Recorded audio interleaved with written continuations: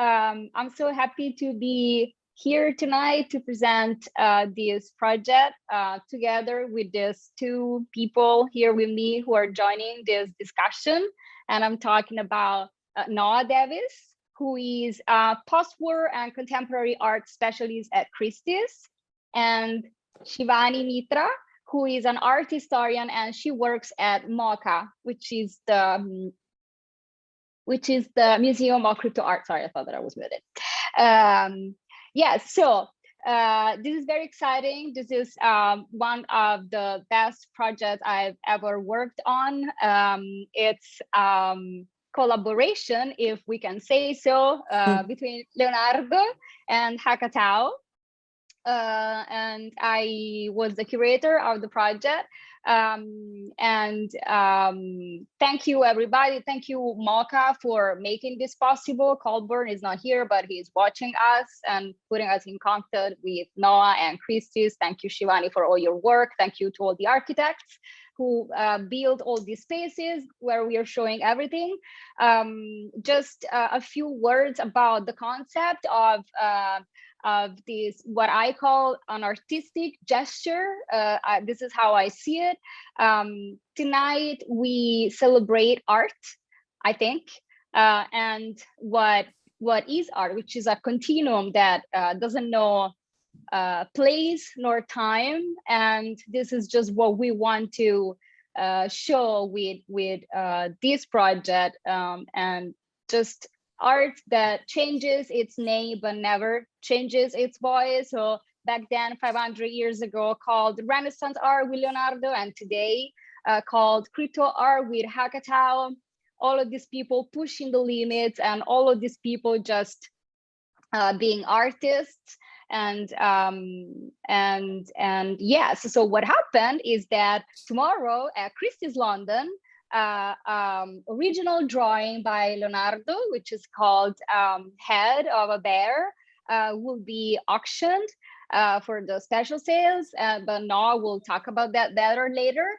And Hackatao, who everybody knows is this artist duo, they do digital art and crypto art, pioneers in the NFT space, were called and commissioned to create an art piece which would connect with this Leonardo drawing. So what they did was they used a process that they have been using for a long time now. They first were doing that on their physical canvases, using the technology of augmented reality, and so creating this beautiful connection, as I say, like an umbilical cord between the digital soul of the piece and the physical soul of the piece, which are now forever connected. And this time they did it on this Leonardo's drawing.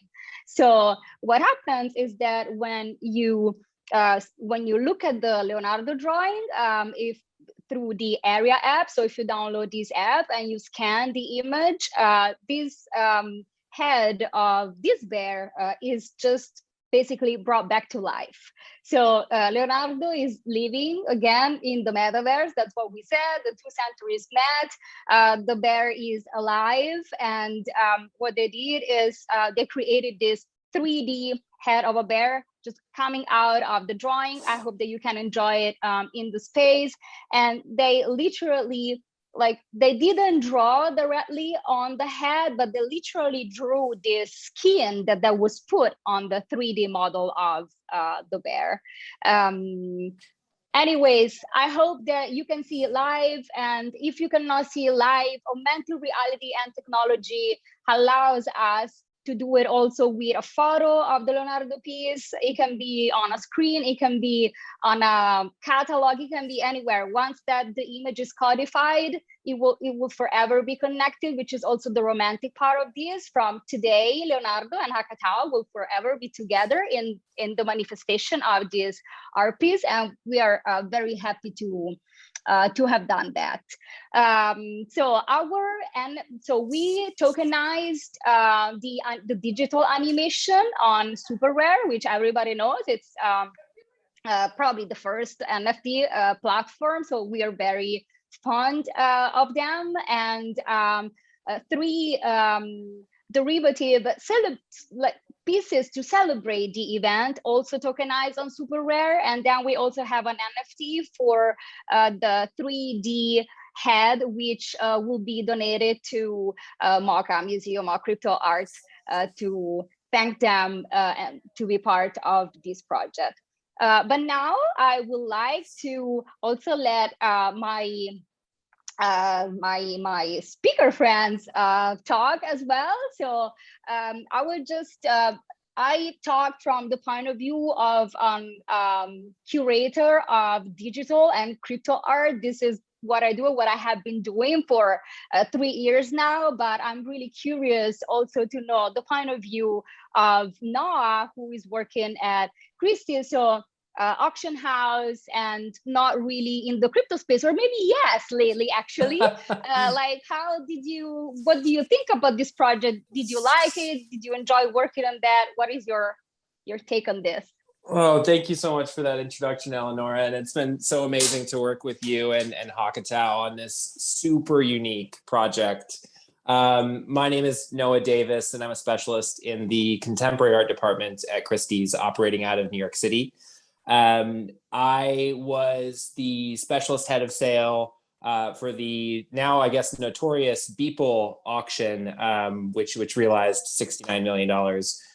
For a one-of-one NFT. And that was the first NFT that was ever really headline news. And it totally changed my life completely. And I will be completely honest too, before the Beeple sale, my experience with NFTs and the metaverse and the crypto space was extremely limited, extremely surface level. And now it's what I do every single day, all day. Every day.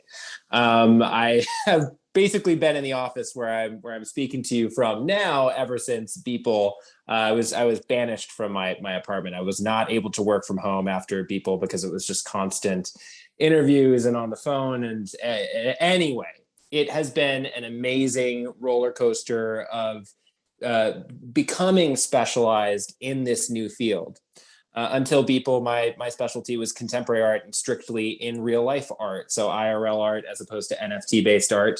And very quickly, I have become immersed in this zone and really keyed into all of the fascinating, amazing work that's going on in the space. And Hackatao are just a piece of that incredible mosaic or puzzle of crypto native artists. So I've had the pleasure of getting to work with a lot of different creators, but especially Hackatao's practice speaks to me for its dynamism and the use of augmented reality and artificial intelligence. And I really think that the work they created for this project is incredible and such a special thing to behold. One of my most important goals now moving forward is to further integrate the contemporary art world and the art world more generally with the crypto space, and to find ways to do that make sense and are organic and natural as opposed to contrived and gimmicky, because that's, I think I can speak for everybody, that's the last thing that we want. The last thing that we need is for this to simply be a cash grab, and that's a great way to ruin a good thing. So this project, there's nothing immediately for sale, right? And that's part of the exciting thing here. Most of what I do in a day-to-day is very sale-oriented and driven by the bottom line. And this was purely about promoting Hackatao. Honestly, for me, that's the most important thing, is promoting Hackatao by way of the Leonardo, but also creating a really dynamic, compelling and immersive work of art and an experience for our audience. My thesis is, and I hope that this is not much of a stretch, but if Leonardo were around today, he would absolutely be interested in the crypto space and NFT based art and all things, that are familiar to us and that we're also passionate about now. He would totally be into it, because he was the consummate technologist of his day. So there's an affinity there, and Hackatao are Italian, Leonardo's Italian. It just made sense, right? The pairing made sense. And you might be wondering, and it'd be totally fair of you to wonder this, how this all came about, because it seems like it, other than the two connections that I just made, it might seem a little tangential.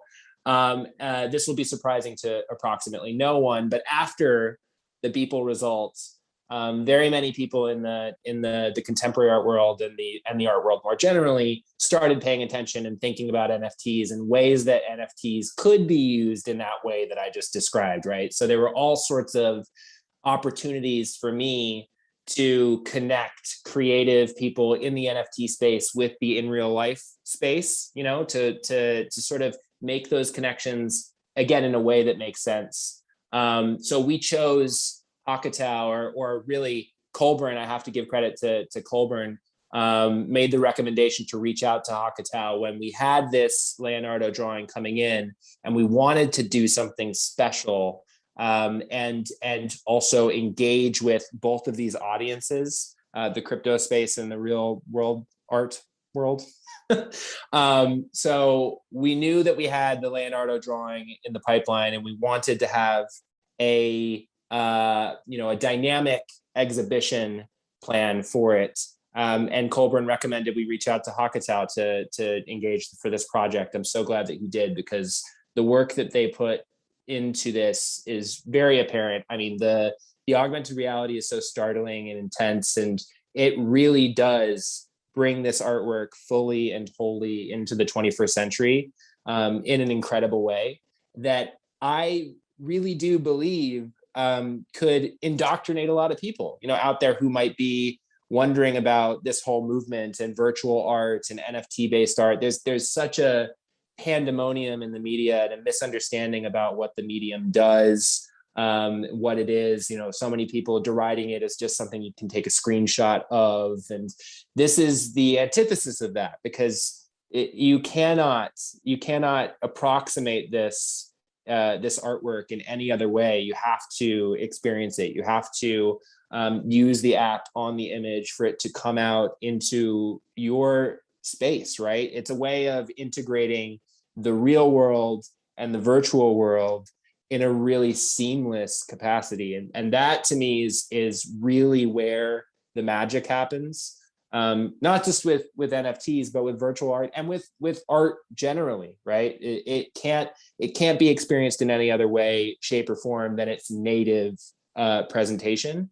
And so this opportunity to bring Leonardo into the 21st century, to bring Leonardo to the metaverse, and to bring Hackatao to the global Christie's audience, it was just a perfect, amazing opportunity. So I've just been really thrilled to be a part of it. And really, all I can take credit for is helping to connect the dots. But this is just one of the amazing projects that I've gotten to work on ever since the explosion of NFTs. And it's an amazing roller coaster that we're all on together. I'm very happy to be here with all of you. Thank you. Thank you so much, Noah, for these beautiful words. I couldn't agree more. We actually had a conversation about already about Leonardo, like, what would he do with NFT, as you were saying? I was like, he probably would have invented them. That's what I think that he would have done. But yeah, thank you so much. I agree with everything that you said. And yes, it really is a first step towards education that maybe we would talk about later, and to create the connection between these worlds, which are actually very connected. And today, when I wrote my curatorial note, I just asked people, like, my question for you today is this: was it any of these ever separated? Maybe we did separate it for our, pleasure or convenience, but I'm sure that art was always one unique thing. Thank you, Noah. And now I would like to talk to Shivani, who's here represented MoCA. She's an art historian. Shivani, do you just want to tell us about MoCA a little, and why you wanted to be involved with this? What is the museum project? Why you guys open a museum or crypto art? And also, if you want to talk about the architecture a little, or anything you want to talk about. Thank you. Yes, all of the above. First, thank you, Hackatao. Thank you, Eleonora. Thank you, Noah. You're all such kind visionaries. And I think that's the core of this, is the people who move something forward. I studied art history because I found the idea of people telling stories of historical events with visuals to be one of the most compelling parts of humans. And I think, with the Museum of Crypto Art, we see this movement of cryptocurrency, the financial transformation it's seeking, the freedom, sovereignty, ownership, empowerment it's offering. And there is crypto art, which is really putting a visual aesthetic to these feelings and these impulses. And, when I joined the museum in August with Colby, there's these ideas that, we were all thinking about a metaverse and a place that is, maybe protected from the worst parts of how sometimes technology can be used to just keep things and power structures as the way they are. But with crypto art, there is a world where we can build multiple metaverses, right? Which is why we are kind of metaverse agnostic. And Arium is one place where this exhibit is, and Somnium Space is another place where it's going to be. Decentraland is another place where it's going to be, so that this is shared as much as it can be. The intention, with this museum is to really be a home for artists and collectors seeking a cultural institution, a place to express themselves freely. We're a foundation, and we're really doing the work on behalf, and I hope parallel with artists, to like keep growing this movement to its full potential, as crazy as I can get. I hope. And with this in particular, Leonardo, as we've all discussed, represents a genius, and he represents someone who thought ahead of his time. And my professor on Leonardo was this guy named William Wallace, who actually wrote the book on Leonardo's and Michelangelo's rivalry. And one of the first things we did in this class was he showed everyone a photo of 150 people or whatever taking photos of the Mona Lisa in the Louvre, right? And he just showed us continuous photos of people taking photos of Leonardo's work. And he was like, I want you guys to think about how this one artist, has transcended hundreds of years into new technology and so many people's minds. I mean, arguably Mona Lisa is like the most famous artwork of all time, just because it has its own culture around it. And I was thinking about that with this project. Like, we've added a next dimension to how we are using imagery to look at his work. And this time it's through an Italian artist lens. And that's so beautiful. And it's so cool.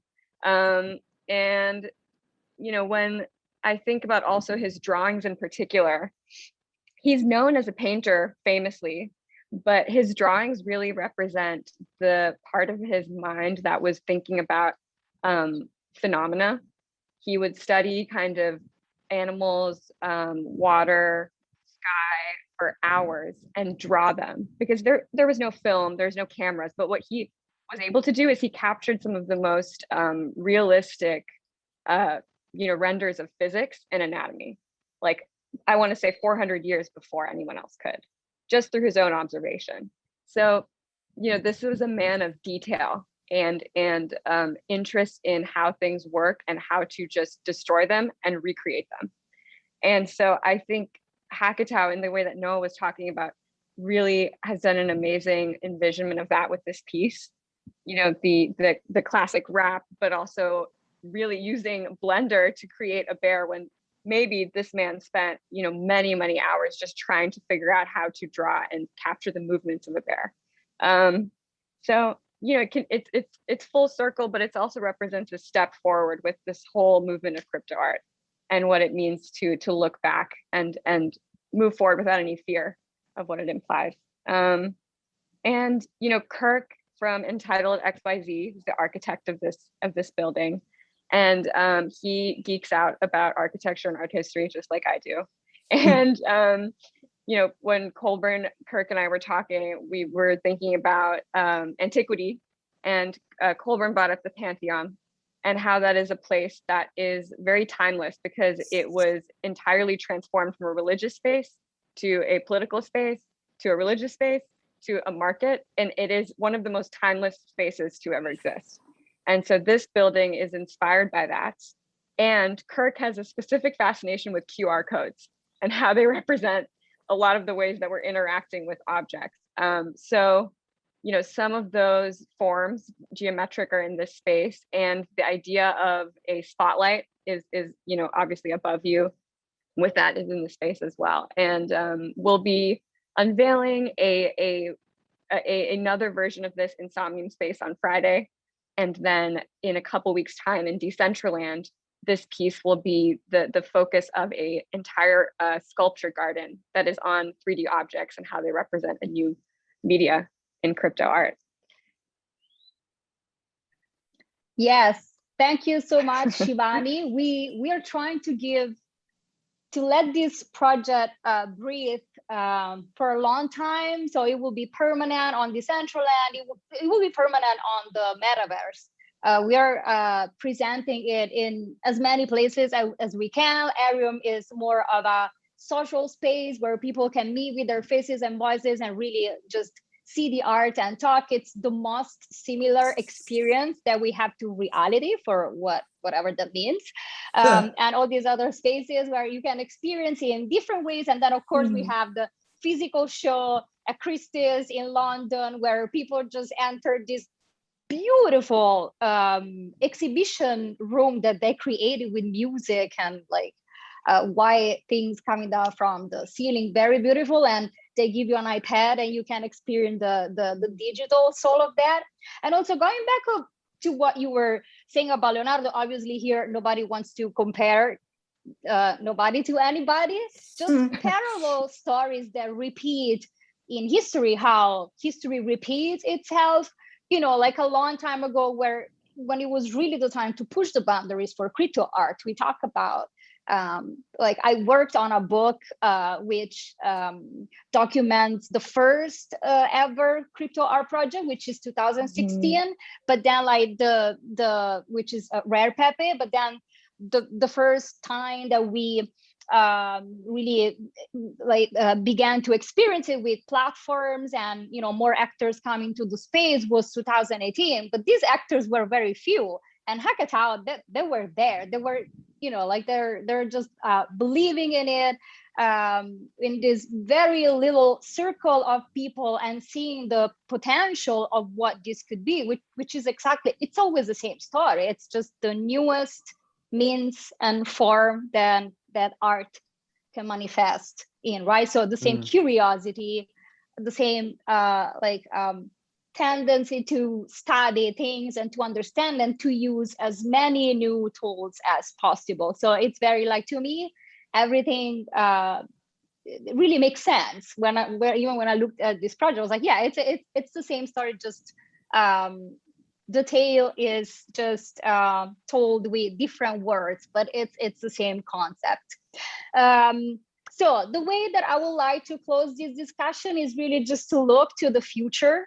And I'm very curious to ask both Noah and Shivani what you think. Like, Noah, what do you think? Where do you see, you talked about this interaction between, you call it the real world and the digital or NFT world, but where do you see this meeting point going to? Or like, also I'm very interested to know, like, if you think that we should educate the audience to what is digital, like what is your take on where are we going from here? Well, I would be, that's a great question. I think a lot of people are asking themselves that question, where are we going? And I would be really foolish to say with any kind of authority that I know where we're going. Probably I know less than anybody else. But I think what is happening right now is the distinction between the real and the virtual is blurring and breaking down and becoming unnecessary, really. At the end of the day, virtual experience is not necessarily replacing lived experience, but it's complementing it and becoming tantamount to lived experience in a completely unprecedented way, just because of the fidelity of technology and how rapidly it is iterating and improving upon itself. So I do think that we are going to reach this moment in time where lived experience will no longer have this really arbitrary sort of prominence, and people have a preference over the lived experience versus the virtual. That distinction will not be meaningful at all, really. I think of the beginning of the quarantine, for example, which was such a disruptive and horrific moment in human history, right? And everybody's lived experience was necessarily shortened, or at least the spectrum of their lived experience was shortened, right? You couldn't do things that you normally would, and you couldn't interact with people the way that you normally would. And we saw such a massive adoption of, alternative means of living, which usually is a virtual means of living. I'm thinking specifically about people flocking to Animal Crossing and spending hours on Animal Crossing New Horizons, building and curating their little virtual lives, right? And that was taking up the same kind of emotional significance and space for people as real waking life at a really crucial time. And I think that has really imprinted on all of our psyches and our collective psyches, and what Carl Jung referred to as the collective unconscious. So there's this. I really feel that we're approaching that moment in time where lived experience and virtual experience, and also virtual possessions and real possessions, are going to be one and the same. Yeah, and I also think that it's a matter of generations. Like, really, if you even just think about if we talk about art, like, who are going to be the next collectors? So those people who are now 10 years old are going to be the next art collectors, or like, who are going to be the next artists? And these people, like, again, the voice is always the same, but the language is digital. So I don't see how, like, when we will have the change of generations, really, I agree with you, we won't even see this like this gap. Yeah, it'll be seamless. I was giving an interview to Good Morning America, and I had this crazy epiphany moment where the interviewer was asking me questions and trying to dumb it down as much as possible for the Good Morning America audience, which is mostly boomers and grandma and grandpa. Yeah. And so he asked me to explain NFTs to him as if he were a child. And I had this weird cognitive dissonance where I was thinking, if you were a child, you'd already get it. Yeah, exactly. I could just say Fortnite skin, and you would understand immediately. Oh, it's a Fortnite skin that only I can own. Okay, that's an NFT. Moving on. So I had to explain NFT based art to this guy like he was a rock or a tree. It was so not a kid. Yeah, because again, that to me is really striking. That's really a striking thing. I think also, when like there's the next generation, there's also this, like, I feel like I live on the internet. Like, that's like, we're getting to that place now where all of us are like you were saying, where the emotional space that this takes up is as much as physical. And it is scary, I think. It's transhumanist for sure. Yeah. But it doesn't have to be scary when you realize you are in full control of your experiences online. And I think that's what's going to continue to build, is there's an influx of NFTs from like celebrities, gaming, fine art, and you reach a point where you're like, what do I want to consume and why? What makes me happy? And so that question and answer is going to like keep building, I think. And at the same time, especially with LiDAR scanning, the idea of replicating a physical space virtually is gotten boring, I think. Yeah. So we're at the place where like you're gonna want to be jumping from platform to platform to like to see the art and like maybe have it underneath you and like really start to have social, like entirely sensory experiences. But the technology has to improve with us.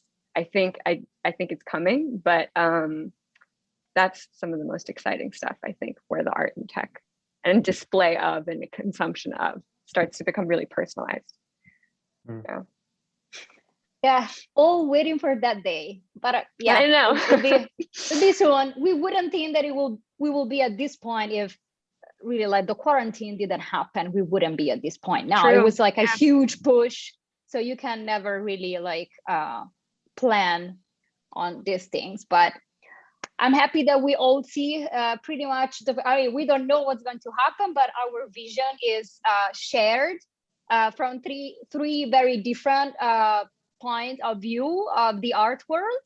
I would close our discussion here. If you want to add anything, or if people have any questions or just want to chat, we will be around in the Arium space, moving as cubes, speaking cubes. Thank you so much for being here, obviously, before this amazing work that we have done together. I am very honored, honestly. And yeah. Likewise. Thank you so much. Thank you, Eleonora. Thank you, Shivani. I loved, Shivani, just before we go, I loved that mention of people pointing their phones at the Mona Lisa, because it didn't really strike me that's what people are doing right now on the floor of the exhibition at Christie's in London, are pointing their phones at Leonardo, but the art is happening on their phones now. That's wild. Who knows what's next? Yeah. This has definitely unlocked, I think, a lot of things for drawings and paintings. A lot of people are going to start to think about what can pop up, you know? Totally. Yeah. A brave new world. Well, thank you, Eleonora, for thank you. Connecting us all, and it's been a pleasure. My pleasure. Bye. See you all there. Bye-bye.